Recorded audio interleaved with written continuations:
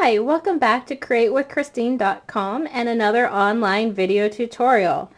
Let's go ahead and get started on our card. We're going to use an 8.5 by 5.5 piece of cardstock, and this is our textured cardstock. I'm using baby pink. It has a lighter shade of pink on the inside, makes a great finish to the card.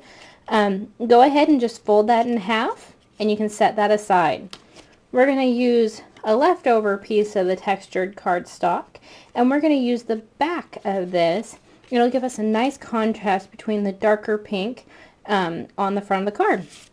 We're also going to add a little bit of texture to this, so we're going to use our black brush from the Distressing Kit.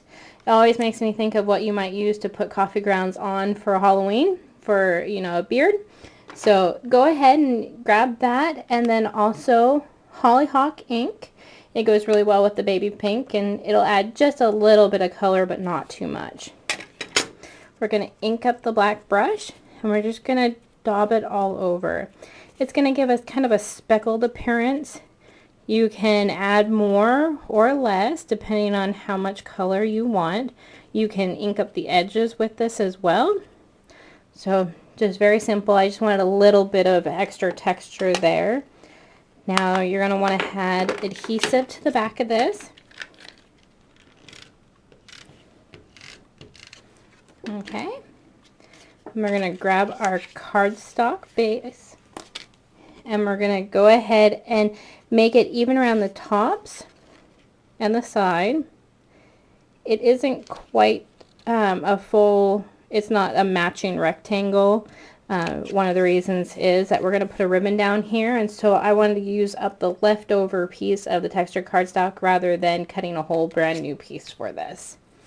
And then we're going to take our key lime piece of cardstock. We're going to kind of look at where it's going to be.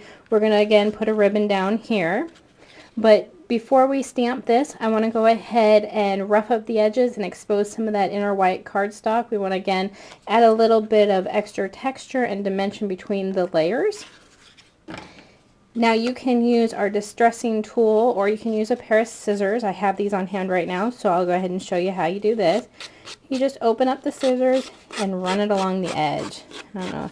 Let's get a little closer. I can show you that. Can you see the white core coming out? And I kind of always go over and remove some of that flakiness. Don't necessarily need it to have little fuzzies on the edge. I just want to see that white cardstock.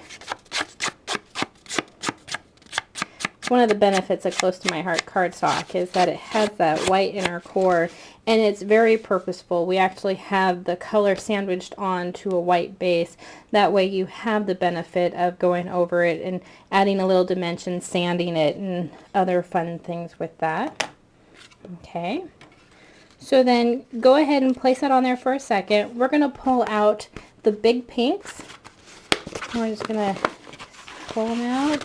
They come in blush and white. Now, if you don't like pink, I'm not a very big pink person, but you can go ahead and dye these really, really easy. I dyed all of my pink ones a Moonstruck for my wedding album that I'm going to be doing soon. So you just want to grab a couple of the medium-sized flowers, and I'll plop that down. I think I'm going to do white on the pink. It'll pop a little bit more. And then gotta give it a little center with another pink flower.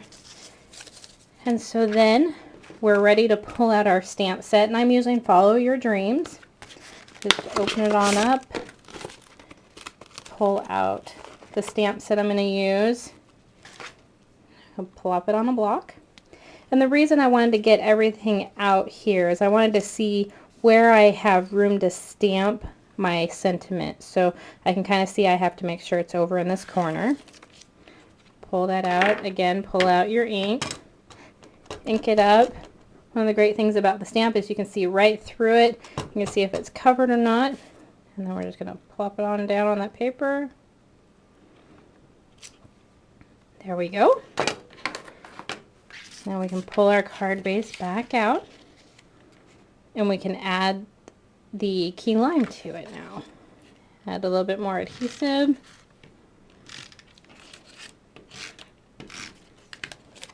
And I'm going to go pretty close to the bottom there. I am going to tie a ribbon, so I'm not going to see this little strip, but I don't want to have it be too close to the bottom when I tie my bow. Just like that. And then we can go ahead and stick our flowers on there before we tie. I'm just going to stick it right about there. Whoop. What we're going to be using to adhere the flowers is our bigger brads. And these are our Spring Harmony collection. Again, this color is going to match this color, and it'll give a pop to the flower. So I'm going to pull out one of those bigger brads. It comes in a nice little craft jar. They don't get mixed up. And then I'm going to eye about right where I want my flower. The flowers are actually punched, but the cardstock isn't, so we're going to have to go through the cardstock.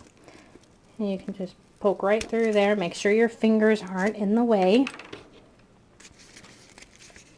Put your little brad through. Okay, so now all we have left to do is the ribbon. And I always keep my ribbon on the spools. That way I don't have any waste, and I can go ahead and adjust for what size I need. Now this is our baby pink polka dotted ribbon. You can find this in our Ribbon Rounds collection. It comes in a smaller size, but you get a larger variety of different colors to go along with it. What I'm using right here was a consultant bulk item, and most people would not ever need such a large amount of ribbon. So we're just going to tie a little simple knot around the bottom here, and see, just a little bit more is what I need.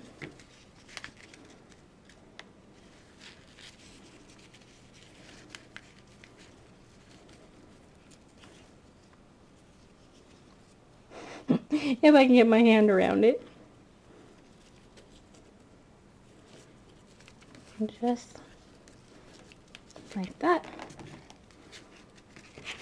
And we'll cut the ends at an angle.